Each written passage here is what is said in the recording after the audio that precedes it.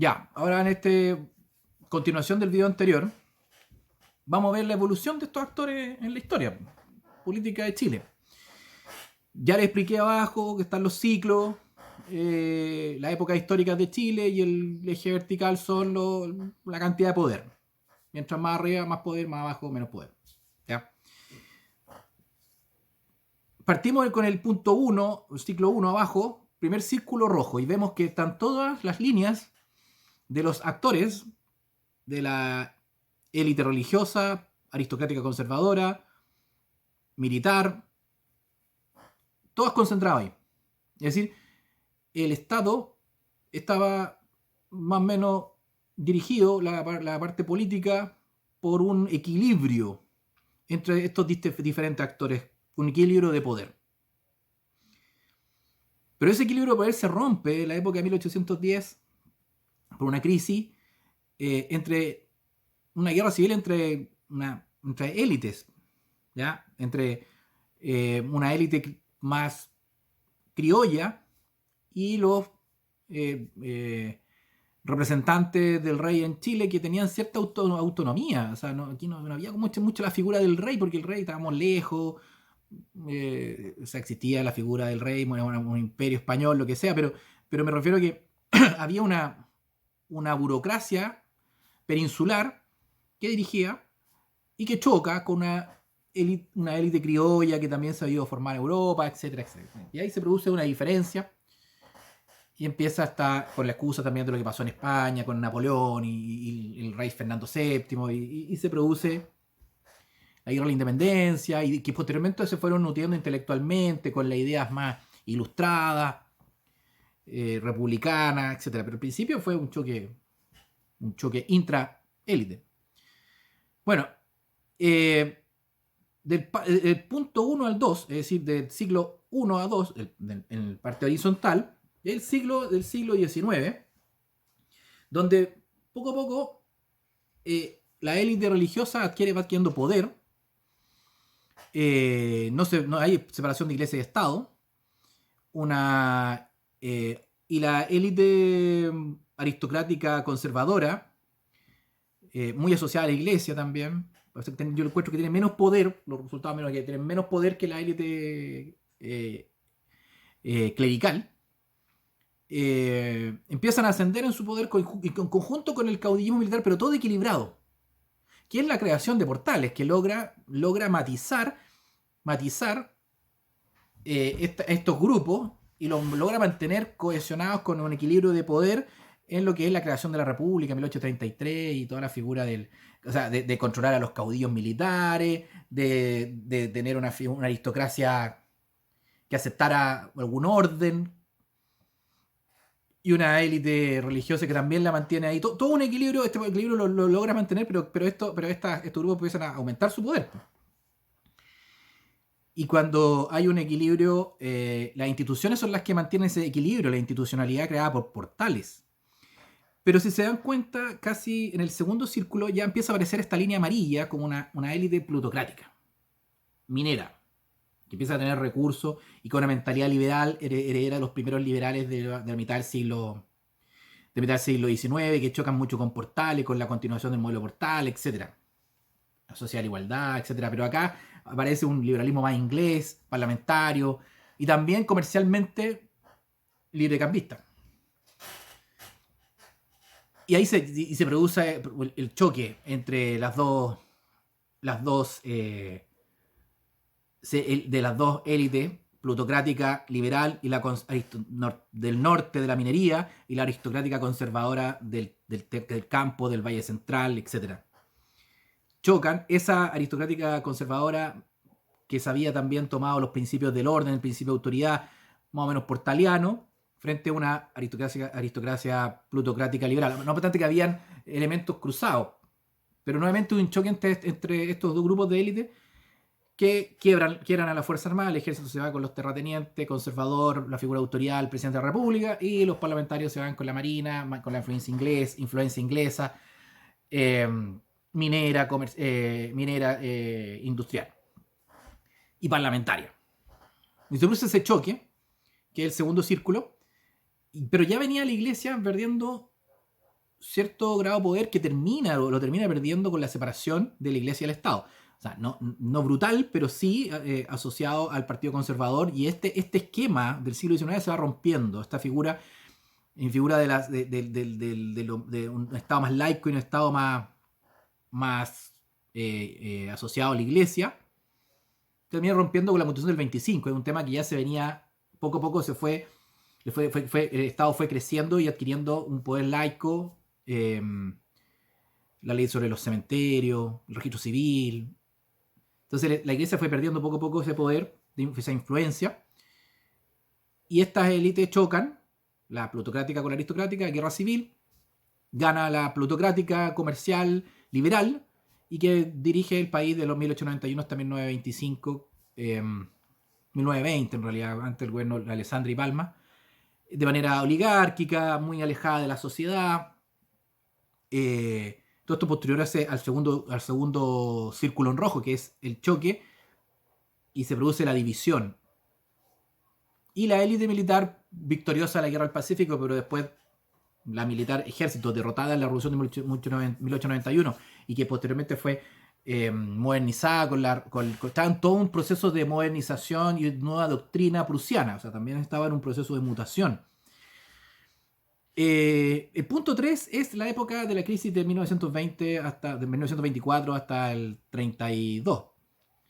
Es la época en que empieza a surgir la línea morada, púrpura, empieza a subir el poder del pueblo, de las masas, las clases medias, el proletario. Empieza lo que es el tema social, ¿ya?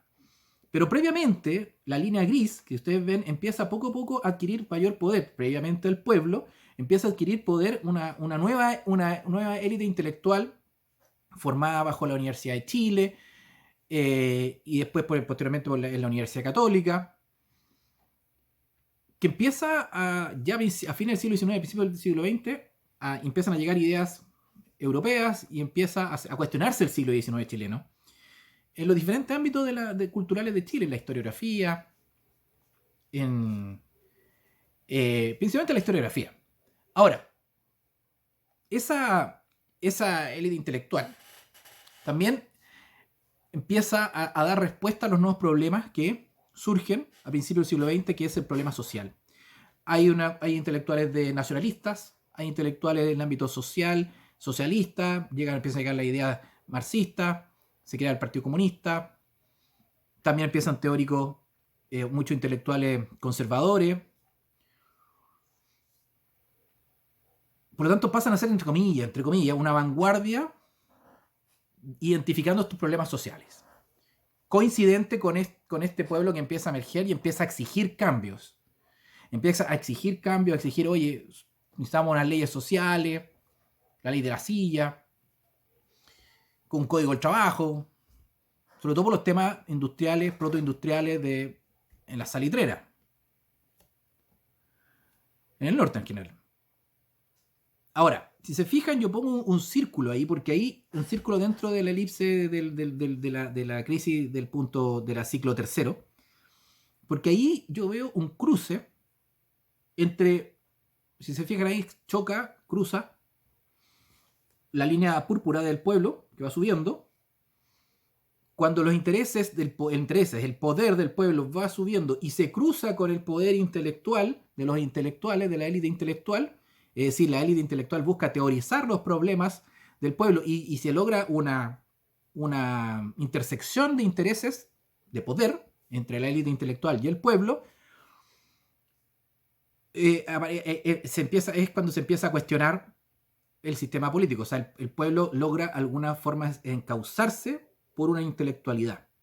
Y que si eso, vemos ahí, la línea verde se cruza con la élite militar, que en este caso fue los nuevos jóvenes oficiales del ejército, entre ellos Ibáñez, se produce algo muy particular, donde una intelectualidad fue dando respuesta a los problemas sociales, principalmente de los nacionalismos, intelectuales nacionalistas que habían escrito 10, 20 años antes, ¿ya? Es decir, la demora en que las ideas de intelectuales bajen a la práctica, a la política práctica, son como 20 años. Incluso algunos dicen que las ideas filosóficas se demoran 40 años en llegar a la acción práctica política.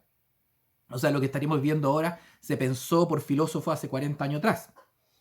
Ahora quizás más rápido porque existe mucha más comunicación, mucho más red de intercambio de conocimientos, las ideas filosóficas bajan más rápido al ámbito práctico. Pero en esos tiempos, 50 años. Pero cuando bajan a la intelectualidad operativa, filósofos, intelectualidad operativa y política práctica, o sea, en esos tres niveles, son 10, 20 años. ¿Ya? Los nacionalistas empiezan a escribir a principios del siglo XX, que teorizan este problema social, que el pueblo que va emergiendo, se cruzan los intereses, pero también se cruzan con una intelectualidad militar que hace y impulsa los cambios, sobre todo con Ibáñez, entre el 24 y el 31, que termina el gobierno de Ibáñez. Pero ahí hay una crisis, pero si se fijan, los cruces de poder son entre el pueblo que va subiendo, la intelectualidad, el gris con el púrpura, y la élite militar, el verde. Pero no hay una situación de quiebre sangriento.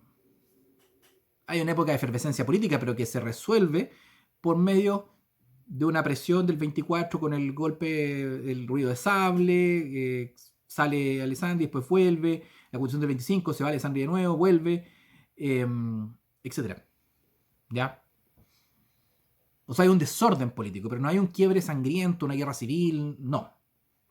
Porque los grupos de interés que se logran cruzar en pos de sus intereses y se complementan son una élite intelectual, una élite, las masas, perdón, y el ejército. Las élites plutocráticas venían un poco a la baja después de todo el desorden de la época oligárquica parlamentaria, y la élite aristocrática conservadora ya venía bien encaminada hacia abajo después de la revolución de 1891. La élite religiosa también perdiendo poder, sobre todo por la separación de iglesia y Estado.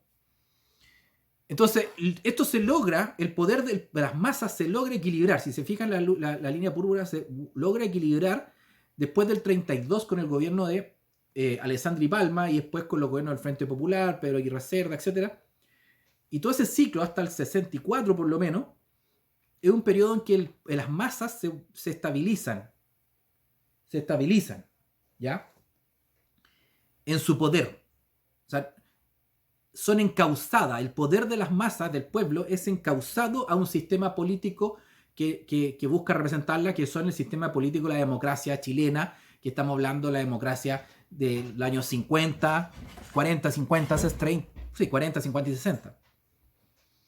Se encausa ese poder popular que había tenido una efervescencia en los años 30, se logra encauzar institucionalmente y se crea un mediador, o sea, no se crea, sino que se fortalece el mediador entre todos estos grupos, que es el Estado. El Estado empieza a tener un rol preponderante y moderador.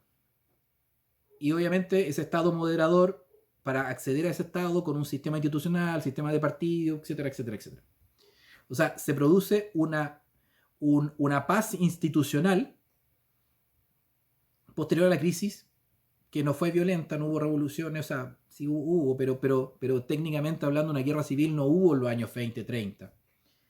No es la revolución de 1891, ni la crisis de 73. Se produce este Estado crece y se transforma en mediador. Pero inteligentemente, la élite plutocrática liberal, representada por el Partido Liberal y Conservador, logran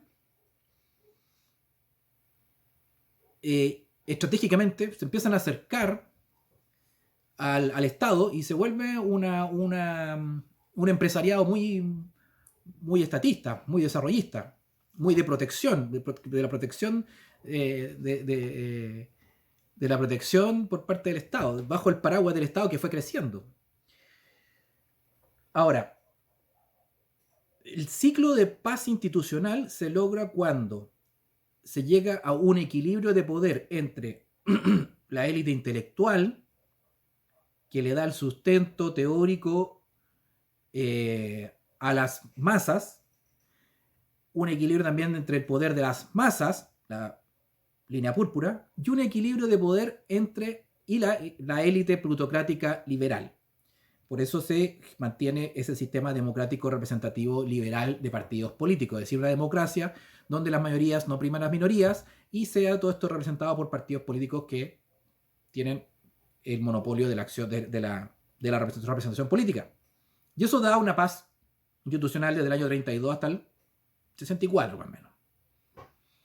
Si se fijan, la élite militar empieza a bajar poco a poco su poder después de Ibáñez y llega a punto extremo los años 60, donde estaban en equipamiento militar paupérrimo, problemas de sueldo, la asistencia militar norteamericana post Segunda Guerra Mundial, muchos medios militares usados, la élite terrateniente conservadora poco a poco va perdiendo poder, incluso se empieza a discutir el tema de la reforma agraria, la línea naranja va bajando la reforma agraria, que es la distribución de los territorios, de los terrenos y romper con el concepto antiguo de distribución de la tierra. O sea, poco a poco esa élite aristocrática conservadora va bajando y se separa de esa élite religiosa que se da cuenta que esa élite aristocrática conservadora va perdiendo poder, se separa este clero y se acerca a otro partido, al demócrata cristiano. O sea, inteligentemente, la dirigencia clerical se va poco a poco acercando a la democracia cristiana y abandonando el partido conservador que representa a esta aristocracia conservadora, que se va hundiendo y llega a extremo con la toma de los fundos en los años 70.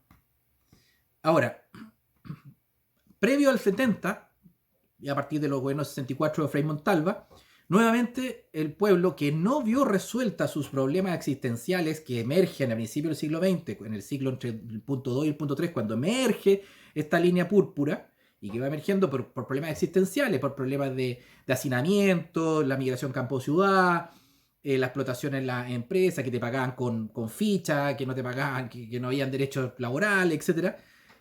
Esos problemas, y también el problema del campesino, no es 100% resuelto en esta época de paz social, desde el año 32 al 64, y nuevamente empieza a emerger este pueblo y decir, oye, ahora sí que sí, pues quiero participar y que solucionemos los problemas existenciales de las clases medias, el pueblo y el campesinado.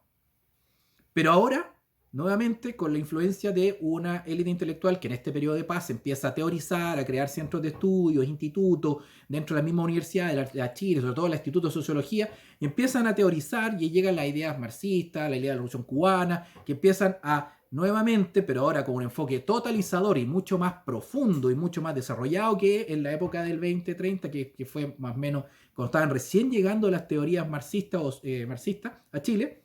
Acá no, ya había un proceso de maduración, y sobre todo también con la influencia de la Revolución Cubana. Esta élite intelectual empieza a guiar a este pueblo, pero ya con una visión totalizadora de la solución a los problemas que tenía el país. Paralelamente, la democracia cristiana, de la mano con la élite religiosa, que es la línea celeste, teorizando también con soluciones totales a los problemas del país, pero desde el punto de vista de una alternativa entre el capitalismo y el marxismo. Ahora, pero ambas son totalizantes, es decir, soluciones totales. Dentro de la derecha empieza a surgir lo que es la tecnocracia, pero todavía no llegaban fuerte las ideas de Chicago. Estaban recién llegando, se habían ido a estudiar en los años 50 a Chicago y estaban todavía estudiando y volviendo, y eso se empieza, ya es posterior. Pero nuevamente empieza, si se fijan, la línea gris en el punto 5 empieza a subir el poder de las élites intelectuales, culturales, artistas, poetas, teatro, cine, historiadores, sociólogos, empiezan a desarrollar toda una base intelectual que fundamenta la subida del poder del pueblo. A ver, ¿qué fue primero? Ahí habría que ver, pero si fue, normalmente son las ideas las que vamos tomando que el pueblo tome conciencia, y al tomar conciencia el pueblo empieza a adquirir poder para presionar a las élites dirigentes. Y eso obviamente va menoscabando el poder de las élites plutocráticas que poco a poco se van arrinconando, se atrincheran ahí en el Mercurio, de ahí hacen su fuerte defensa de sus intereses, y esta élite plutocrática bancaria, industrial, la papelera, etcétera, que tuvieron también su época importante cuando fue el gobierno de don Jorge Alessandri, con una tecnocracia, es decir, con un gobierno de los técnicos, de los ingenieros, a política.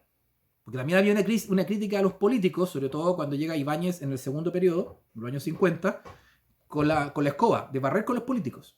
Y eso no resultó, subió la inflación, Jorge Alessandri llega para tratar de controlar la economía. Hay un problema crítico con la inflación, porque el Estado iba creciendo y se estaba volviendo demasiado participación en la economía, etc. El problema era la inflación desde el punto de vista económico. Pero después, bueno, Alessandri no logra... O sea, Alessandri después viene el gobierno de Frei Montalva y después Alessandri trata de ser presidente de nuevo y no se logra. Esta élite plutocrática empieza a perder poder, arrinconada. He elegido a Salvador Allende. Salvador Allende ya con todo este poder intelectual y el poder del pueblo, estos grupos presionando, pero ya llegan al poder político, al gobierno. Ya es el momento en que la élite plutocrática comercial viene ya en franca decadencia de poder, de influencia.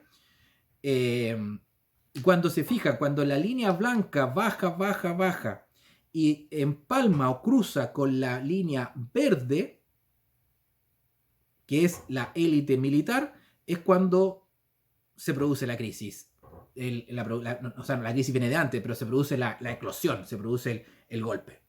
¿Ya?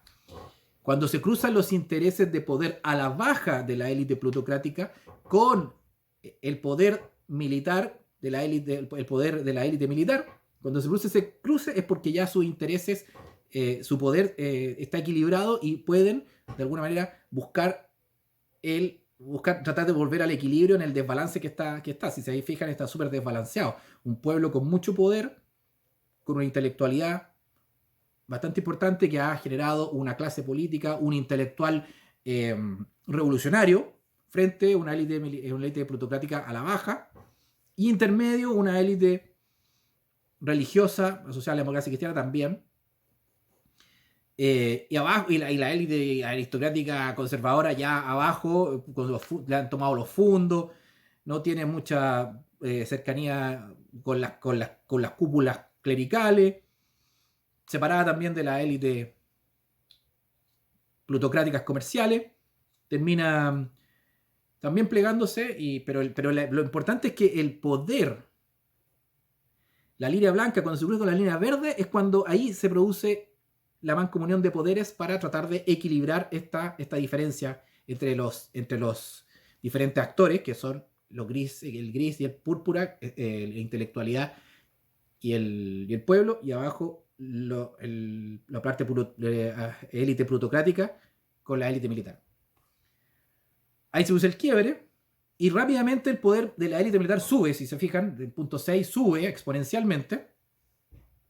También sube el poder de la élite plutocrática liberal, que ya ahora viene con el ladrillo, es decir, con la teoría de Chicago, liberar la economía y hacer toda una contrarrevolución y dar la solución total, pero es otra solución totalizadora. Teníamos la totalizadora marxista, la totalizadora de la revolución en libertad, de la democracia cristiana, y la solución totalizadora vino finalmente con la contrarrevolución liberal, porque que achica el Estado, que abre la economía y que es lo que vivimos en la actualidad. Sube el poder de la élite militar, sube el poder de la élite plutocrática. La élite aristocrática conservadora sube un poco de poder también. El poder de la élite religiosa se mantiene, pero ahora desde el punto de vista de contrapeso al gobierno militar. El pueblo, las masas bajan en su poder porque poco a poco se van volviendo, bueno, estamos en un régimen autoritario, donde no hay participación política. El poder de las masas, del pueblo, principalmente se ve reflejado en su capacidad de participar en las decisiones políticas, desde el cero participación en el punto 1 con el voto censitario, pasando por la gradiente hasta llegar al sufragio universal, a la posibilidad de participar políticamente hablando de manera universal en las elecciones. Obviamente en el punto 6 ya no existe esa posibilidad de participar políticamente en elecciones, así que baja su poder tampoco se puede organizar políticamente hablando, en partidos políticos, baja el poder del pueblo, clases medias, ciudadano común. Y la élite intelectual baja su poder, pero se estabiliza en una nueva élite intelectual que es una que viene pensando la derrota del régimen antiguo, pero empieza a llegar a una nueva élite intelectual con mucha influencia de Estados Unidos, Chicago, los Chicago Boys. O sea, cuando hablo de élite intelectual no estoy hablando de élite de izquierda, estoy hablando de élite en general. ¿Ya? En este caso predomina una élite intelectual tecnicista, ingenieros, economistas de escuela de Estados Unidos. La anterior época fue la influencia principalmente de intelectuales que seguían ideas europeas, francesas, muy afrancesados, y obviamente marxistas. Ahora, después en el punto 7 viene la época de la transición y si se fijan nuevamente hay un círculo azul. Una etapa en que se cruzan nuevamente el poder del pueblo que vuelve a emerger, obviamente llega la democracia, pueden volver a participar, pueden volver a organizarse políticamente, está también el énfasis del gremialismo por la sociedad civil, por la organización de la sociedad civil. Y también la izquierda empieza a hablar de los movimientos sociales, o sea, el pueblo nuevamente empieza a adquirir poder. Pero, se crea una nueva institucionalidad para que el poder de estos diferentes actores se equilibre el poder de la plutocracia liberal conservadora que busca tranquilidad y paz y estabilidad, busca una transición que sea que logre paz social y el país se pueda modernizar y para poder desempeñar sus negocios, sus empresas, etcétera. Se necesita estabilidad y por eso fueron muy cercanos los gobiernos de la Concertación. El pueblo, como decía, empieza a emerger en poder. La intelectualidad también logra ese acuerdo de dotar de no tocar el modelo. Y se logra nuevamente, lo mismo que en el punto 4, un cruce de poderes entre la línea púrpura, la blanca y la gris. Esos tres actores logran un equilibrio de poder que no obstante las otras élites están a la baja, pero ya con tres élites con equilibrio de poder similar, logran una estabilidad y crean esa institucionalidad de la transición, que es la democracia y bueno, que también está dentro del marco de la Constitución del 80, etcétera, que nos da una paz social desde el año 1990, o sea, incluyendo el gobierno militar, pero lo tengo separado en este cuadro amarillo, pero del 90 hasta el 2011. ¿Ya? Es decir, un modelo económico basado en una intelectualidad que lo creó en base a una visión totalizadora de la sociedad, neoliberalismo, por eso totalizadora, no solamente un modelo económico, sino una visión totalizadora, un sistema de partidos políticos binominal, equilibrios, un pueblo organizado pero representado por esos mismos partidos políticos que disputan el poder de manera ordenada y con eso se logra esa estabilidad por X tiempo. En esa misma época, y lo fuimos viendo, empieza la crisis de las cúpulas de la Iglesia Católica, los casos de pedofilia, los casos de abuso, y empieza a perder poder ostensiblemente el clero, y hay un cambio rotundo de las cabezas de la iglesia también, y aparece el tema también de la iglesia evangélica. O sea, la élite religiosa empiezan a perder poder abrumadoramente. Las élites militares, al salir del gobierno militar, obviamente pierden poder y se van poco a poco adecuando al régimen civil y vuelven a sus cuarteles, obviamente pierden poder, pero se van acercando, formándose intelectualmente, lo cual logra estabilizar ese poder porque mantienen ciertas redes con el poder político, con la élite intelectual, con redes también con la élite plutocrática liberal, moderna, bancaria, comercial, importadora, exportadora, etc. Y poco a poco la élite tradicional, aristocrática, conservadora que se había venido abajo, incluso perdió sus terrenos, perdió su influencia económica, poco a poco se va reorganizando. ¿Qué es lo que yo planteo que está detrás de la figura de José Antonio Caz, con ese conservadurismo católico, pero muy cercano a la Iglesia Católica, a las cúpulas de la Iglesia Católica, un poco separado, que también viene en decadencia, con mucha importancia las congregaciones y católicas como el Opus Dei y los legionarios, con una visión conservadora que también se empieza a nutrir de ideas extranjeras. También se acercan también a una élite religiosa evangélica, pero con principios más o menos claros, conservadores, sobre todo con los temas que se llama valóricos, el aborto, matrimonio homosexual, etcétera, que empieza a buscar un grado de cohesión y empieza a dar una lucha frente a lo que ellos denominan la crisis de los valores de las sociedades modernas. Ahora, ¿qué vemos en el punto 8? Y para terminar, ¿qué es la crisis actual? El pueblo empieza, y aquí sumamos las tecnologías, las redes sociales, la instantaneidad, la capacidad de organizarse sin depender de movimientos, de líderes, de partidos políticos, lo que fuera, sino que la posibilidad de organizarse por medio del Internet, romper con los esquemas tradicionales de información tradicional, por ejemplo, con los medios de comunicación televisivos, los diarios, sino que empiezan a aparecer diferentes formas de organizarse, diferentes formas de educarse.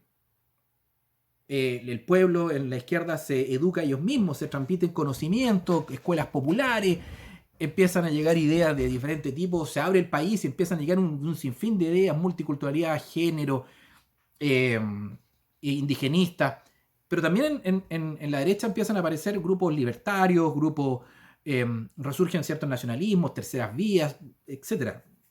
Influencia también de lo que fue pasando en Estados Unidos, en Europa.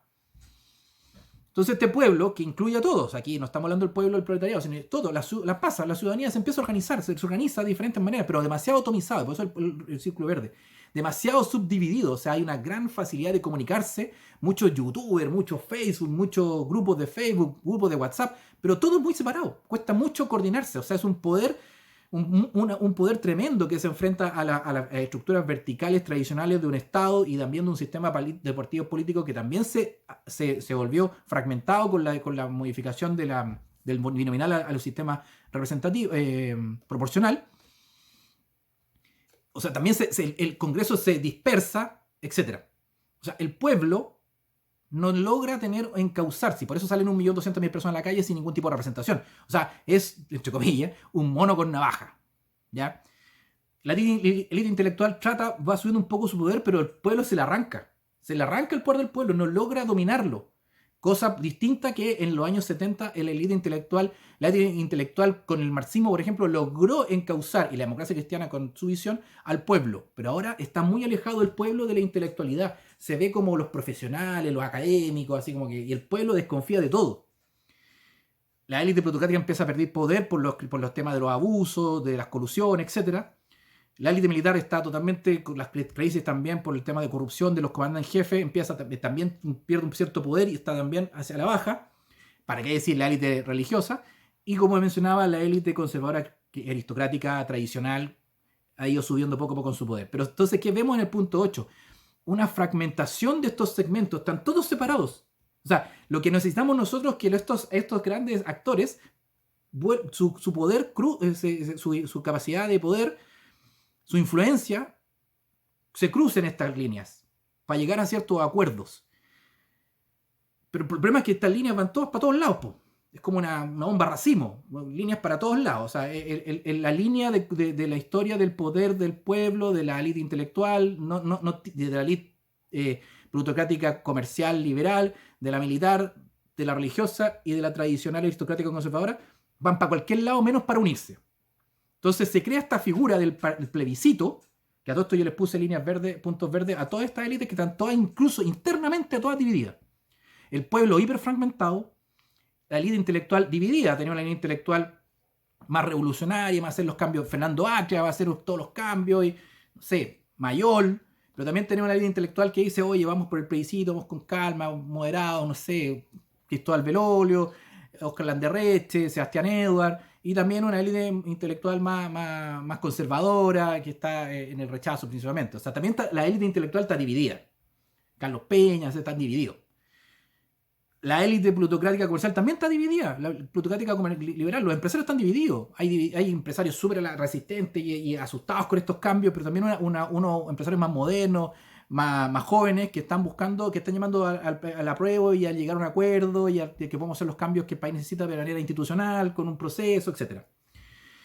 La élite militar también está dividida. Tenemos la armada, que está mucho más conservadora y reaccionaria, cercana a los grupos más duros del rechazo, y el ejército, que ha mantenido una distancia y ha tratado de... porque el ejército es masivo. El ejército tiene mucha cercanía con el pueblo, porque sus soldados concretos son el pueblo y sus oficiales son la clase media, y los suboficiales también son la clase media. Pues viven y tienen problemas que el pueblo tiene, el problema existencial, la jubilación, la educación, el endeudamiento, etc. Entonces, un poco el ejército puede salir a reprimir al pueblo si los mismos pueblos están dentro del ejército. Y la élite religiosa está totalmente dividida internamente, con un clero, una autoridad eclesiástica que fue intervenida por el Vaticano, una figura de los jesuitas muy importante que está tomando un poder bastante importante dentro de la iglesia, las mismas congregaciones conservadoras ahí haciéndole el gallito, los legionarios que siempre van a chocar con los jesuitas, que es la compañía de Jesús, compañía, o sea, concepto militar, frente a los legionarios de Cristo, legión, concepto militar, o sea, es un choque de visiones dentro de la misma iglesia católica, la compañía de Jesús contra los legionarios, y los dos son activistas, son de acción, y el Opus Dei también merodeando. Por lo tanto, lo que se busca con el plebiscito y el proceso que viene después del plebiscito es tratar de enhebrar todos estos hilos, encauzar todos estos hilos que entren en el orificio de una aguja. ¿Cuál es el plebiscito? Que todos cedan poder y entren ahí a discutir, pero en un equilibrio de poder. Para que de ese proceso surja un nuevo círculo azul, un nuevo equilibrio, una nueva situación de equilibrio de poder, y se crea una nueva institucionalidad con, no sé, los mismos partidos políticos, con otros partidos, con renovación una renovación completa de los líderes políticos, de los parlamentarios, etc. Eso es lo que debería pasar. Entonces, el pueblo está desconfiado porque desconfía de todas las otras élites y está desconfiado de entrar al plebiscito. Muchos dicen hay que entrar al plebiscito, pero dentro de la prueba también dicen no, pero es que este es un engaño de los políticos. Dentro del rechazo lo mismo. Es decir, ¿quiénes son los políticos? Los que están en el círculo azul, en previo. ¿Ya? Ahora, es importante que de buena fe se logre dar una respuesta a esta dispersión de poder de todos estos actores, donde ahí el mayor poder lo tiene actualmente en un amplio, gracias a las redes sociales, a los medios de comunicación masivos, etc.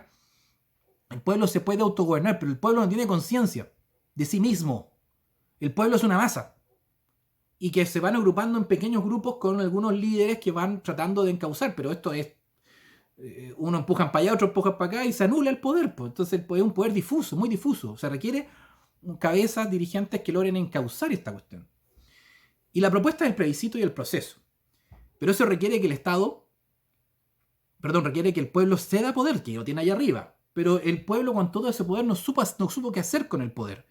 El 18, el 25 de octubre se podrían haber eliminado a toda la clase política. Haberse tomado el Congreso y el Palacio de la Moneda. Pero no pasó. No fue la revolución, la toma de la Bastilla, la revolución francesa.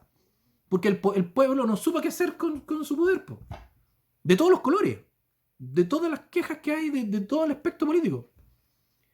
Y esa clase política que está en el Círculo Sur quedó desenfocada. Y las otras élites ahí tratando de decir, oye, ya, pues organicen esta cuestión, encaucen al pueblo. Pero se desapareció ese Círculo Azul, que está tratando de forjar, por vía de un plebiscito, legitime un nuevo sistema, un nuevo ciclo político, el 9 y el 10, que sea otro círculo azul que nos dé estabilidad por 30, 40 años. Es decir, que el pueblo pierda poder, se logren todos meter ahí al plebiscito, que la intelectualidad se meta al plebiscito, que la élite plutocrática también, que todos se metan al plebiscito. Y legitimemos un nuevo sistema, un nuevo espacio de tiempo que nos dé estabilidad. Ahora, ¿cómo va a ser ese acuerdo? Depende de las relaciones de poder que se están dando. Y como yo decía, ahí se ven con las líneas de colores y vemos que la élite intelectual tiene poder a nivel 7 y la plutocrática a nivel 6, los militares a nivel 5, pero internamente están todos subdivididos, por lo tanto ese número también es ilusorio porque hay segmentos dentro de esas élites. Y dentro de esas élites hay líderes que valga la redundancia, lideran segmentos dentro de estas élites y están en ese gallito para que se va a dar principalmente en la Convención Constituyente cuando se discute artículo por artículo. Y de ahí, creo yo, tiene que surgir una nueva periodo de estabilidad política, que es otro círculo azul de 30, 40 años, pero para que sea realmente renovador y le dé un nuevo impulso a este país, tendría que ser con una nueva clase política, que las clases políticas emergen posterior, o sea, en el momento en que se logra un acuerdo, o sea, logra un equilibrio de poder entre el pueblo, la intelectualidad, la élite plutocrática y ojalá idealmente respaldado por una élite militar con un poder equivalente al nivel 5. O sea, no nos sirve tampoco una élite militar con muy poco poder, que de alguna manera dé el sustento. Ahora, ¿la élite aristocrática conservadora alcanzará a llegar con un poco mayor de poder a ese plebiscito? ¿O le falta tiempo? Y ese es otro tema, y que creo que en la historia de esta élite aristocrática conservadora que actualmente representa a José Antonio Caz, pero también podrían ser el grupo social cristiano, están como medio cortos de tiempo de llegar a lo que es el plebiscito y al proceso que viene después del plebiscito, después del triángulo que estamos viendo ahí. Entonces, lo que sí se ve es que las líneas, mientras la línea de la élite plutocrática liberal comercial, bancaria, esa línea blanca no se acerque y no se cruce con la élite militar, que es cuando se cruzan, se producen los quiebres institucionales, el quiebre institucional, mientras esas dos líneas se mantengan distantes y no se crucen, no se presagia de alguna forma algún quiebre institucional democrático a favor de una élite plutocrática, liberal comercial. Pero también cualquiera de estas líneas que se crucen con la élite militar, puede ser el pueblo también. O sea, el pueblo cruce su poder con el poder militar y se produzca una intervención militar pro-social, como la que se dio en el punto 3, donde se cruzó el poder de la élite militar con el poder del pueblo y la intelectualidad nacionalista, principalmente, con Ibáñez. Ahora todos están muy separados y todos desconfían de todo. Por eso creo que el paso del plebiscito y la convención es una oportunidad para de alguna manera encauzar todos estos niveles de poder que están muy disgregados, y que el mayor que los tiene es el pueblo, que yo creo que históricamente en la historia de Chile es el momento en que ha tenido más poder el pueblo, pero por esencia el pueblo, las masas no son racionales y deben ser encauzadas, porque son infinidad de intereses que están en lo que es la masa, el pueblo. Y son estas otras élites las que deben dirigir, encauzar, pero todavía están divididas, y entre ellas también con poder ostensiblemente menor que el pueblo en sí. Así que nada, pues lo que veo aquí es que el pueblo, vamos a ver si el pueblo logra ceder su poder. Eso se va a ver con la participación. ¿Cuántos millones de personas van a participar en el plebiscito? Porque todas las otras élites, la intelectual, la plutocrática, la militar, la religiosa y la aristocrática, esas últimas dos, que con tal de recuperar algo de poder y participar en este proceso, van a estar dispuestas a ir al plebiscito y a la convención, porque están tan bajo en poder y el plebiscito está a la altura del nivel 5 o 6 de poder. O sea, entrar al plebiscito les va a automáticamente dar capacidad de influir, ¿ya? Quizá con menos participación, representante, etcétera, pero va a haber gente que represente los intereses de esos sectores. Pero aquí el único que tiene que significar poder, entre comillas, es el pueblo. ¿Y eso cómo se va a ver? Se va a ver si se logra convencer al pueblo a que vaya al plebiscito. Y si van 10 millones de personas, significa que el pueblo cedió su poder y estuvo dispuesto a entrar al proceso. Y se logró encauzar. Y al encauzar evitamos que se produzca un quiebre, una diferenciación máxima de poder, y que pueda producir que otras élites se crucen en algún momento para lograr, con el poder militar, con la élite militar, se logren cruzar para buscar algún orden, para bajar al pueblo y decirle: pueblo, baja las nubes. Baja desde las nubes, aterriza. La idea es que el pueblo baje solo, aterrice. Insisto, aquí no estoy haciendo un favor del pueblo ni nada, sino que estoy haciendo un análisis. Y ese pueblo, para que aterrice, se le presenta este sistema institucional, esta solución institucional. Pero el único que tiene que perder poder aquí es el pueblo. Y eso se va a ver con la participación legítima que se dé, la participación que dé legitimidad al proceso institucional. O sea, cuánto va a ser las personas que participen en el plebiscito, que dé sustentabilidad a la convención que venga después y que de ella surja un proceso de estabilidad política de 40 años, legitimado por la participación del pueblo, obviamente, y la élite, de esas élites intelectuales, plutocráticas, liberales, religiosa y aristocrático-conservadora, surja una nueva clase política que dirija ese periodo. Bueno, espero que me haya expresado claro para que se pueda entender. Si no es culpa mía que yo no me logro explicar bien. Pero ese era el gráfico que quería presentar. Está bien disperso el poder actualmente, está explotando el poder en esta época de Chile bien particular. Si lo ven, es la época más particular de la historia de Chile. Salvo el cuadro amarillo, que fue la solución militar del 73 al 90. Pero esta época es una época histórica en la historia de Chile, con esta difuminación del poder de estos diferentes actores tradicionales de la historia política de Chile. Chao, que estén bien.